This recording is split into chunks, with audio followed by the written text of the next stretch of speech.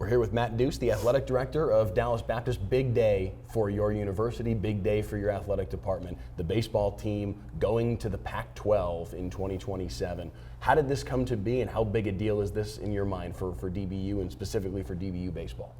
Yeah, I mean, you said it. This is a big day for the campus community. You know, I don't think it's hyperbole to say it's one of the most significant days in our university's history. Baseball is such an integral component of our faith and mission here at DBU, and so this is a massive day, and we've had great responses from alumni, from fans, from donors, and so it's huge. I think the question about how did this come to be, I think we are all aware of the quickly changing landscape within college athletics, and so you can never get too settled, and so it's happened pretty quickly. We've had some changes in Conference USA membership over the last year and two. And so certainly that's been part of our perspective, but most recently Louisiana Tech left the conference. In July they announced that. And so, yeah, we always try to keep our eye on the ball, which is always moving, which makes it tough. But when it does happen, it can happen quick, and today's an example. But just to circle back, this is a huge day. It's a day that a lot of people are proud of, and I think for us it's it's exciting, but we know that we have one more year in Conference USA. We're preparing to welcome the guys back this fall, and we've got another year to do business in CUSA, but certainly a lot to look forward to for the future. This baseball program has always kind of been the front porch of this university, being the one Division I program at the university, and then obviously the success that this program has had year after year after year. Did it just get a little harder for the front porch? I mean, you're ramping up into a new world in a way by making this move. What is your perspective on how game they are for the challenge? Yeah, I mean, well, we wouldn't have done it if we didn't think we can compete, but two things can be true. We're ready. We think we can win the league, obviously, but at the same time, it's going to be a challenge. You're running up against Oregon State, who's a World Series contender every single year. Fresno State won in 2008. And there are other schools in the conference that are really investing in baseball, and so it's certainly going to be a challenge. But we're up for a challenge. We are a small school, and so I think to a certain extent, all we've known is challenge. But yeah, we're hopeful that this will really open up an entire new West Coast for us to recruit from. So while there are some things that we're going to have to get better at, we also feel like we're going to be able to add some more tools to our disposal. And yeah, it's great for the institution too. I talked about West Coast for recruiting for baseball, but also provides an avenue for the institution to be known on the West Coast, and so a lot of upside in this move. Yeah. The ever-changing collegiate sports landscape that you spoke to, how much of this was impacted by NIL? How much can this help you guys in the NIL world? Yeah, well, I mean, I think it is a new reality, and so it's for the last 24 to 36 months we've been preparing, and we don't have big-time football, and so we have to think creatively. We have to be agile. We have to count on other revenue sources than 8 football games in the fall. And so we'd be remiss to say that NIL didn't have an impact of it. And really candidly, DBU has been we're a small school, and so we are very much in a reactive position. And so we've tried to be as proactively reactive as possible. And so NIL plays a huge part in it. We're not immune to the effects that football and men's basketball have on the Olympic sports. But we also feel like we're in a unique position with only one Division I sport to sponsor. We really feel like we've got a good opportunity to run full speed here. So yeah, we're thrilled. We've had some generous people, generous donors, generous alumni chip in. Fans have continued to show up, and I think this, again, speaking about who this can impact, we really feel like this can open up Dallas to DBU baseball, which is always a challenge for us, and we're always trying to get Dallas in to our part of the city. But we're hopeful that this will bring some bigger names to town that would draw some of our fans. How do you guys reconcile the travel at all? Because now you're talking about Sure. a lot of West Coast. I mean, there's nothing Pacific about Yep. Dallas. Yep. But as we've learned, not just in the Pac-12, but in all conferences across the country, the name doesn't really mean a whole heck of a lot anymore. But how do you guys reconcile that piece of it and how challenging that will be? Yeah, we've always traveled. So, our first year at Division I was 2004. 2008 was our first year that we were eligible for the postseason, and we were independent during that time. And so, we traveled everywhere. And then you think about, we were in the WAC, there's travel there. We were in the Missouri Valley Conference, there's travel all through the Midwest. And then, even in CUSA, we're going to Lynchburg, we're going to go to Delaware this year, we're heading to Florida. So, travel's always been part of our DNA. It's just part of it. And we really feel like we're, it's going to be nice to play in San Diego, I'll say that. So there are worse places to travel to. Yeah, I'd imagine so. Did you guys consider any other conferences?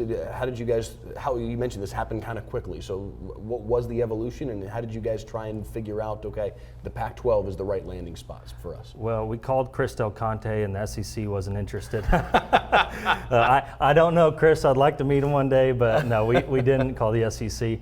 I think the reality is you're open to anything. We've, like I said, I just went down our conference history. We've had to continue to be open-minded and flexible. And so for us, we were looking for a great fit. The Pac-12 has a historic relationship with the sport of baseball. I grew up in Arizona, just south of the University of Arizona, and got recruited to play there. And that was back when it was the Pac-10. And we know its storied history. And so when the Pac arose as a great option and there was mutual interest, it was a no-brainer for us. Yeah.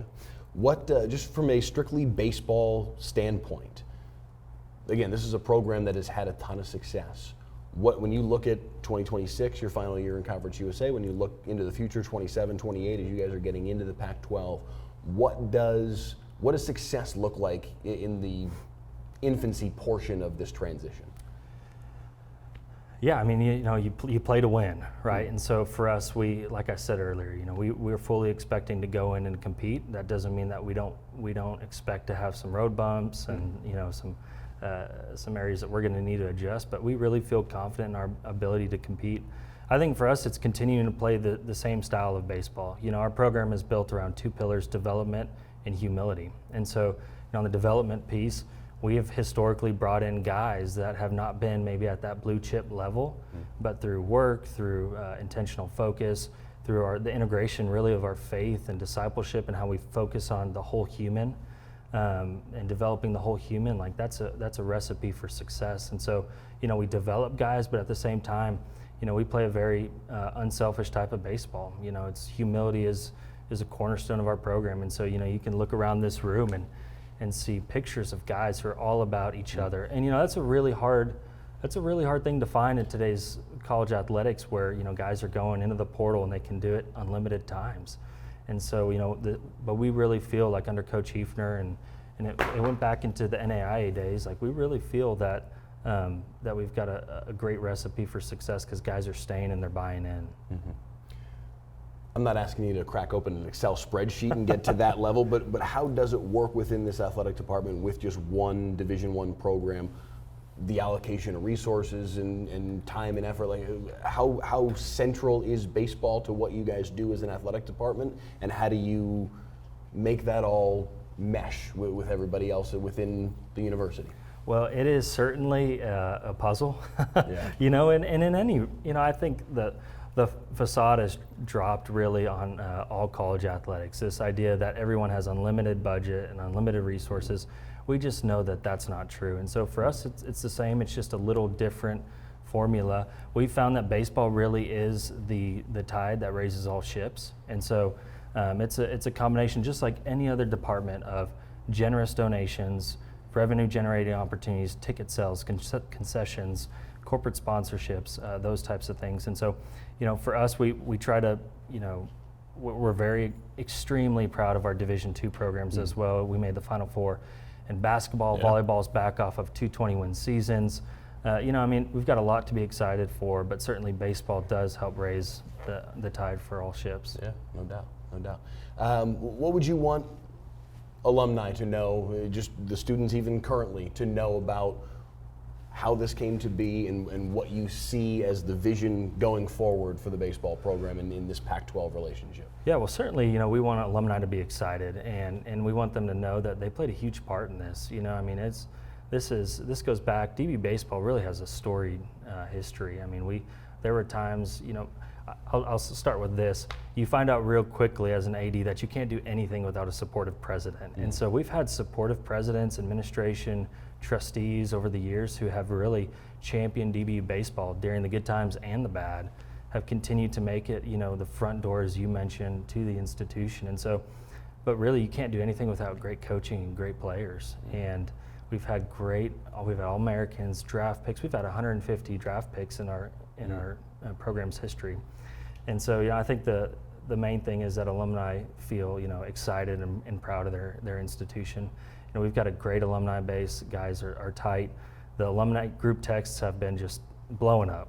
Guys are excited, and that's from all decades. And so, it really is a team effort.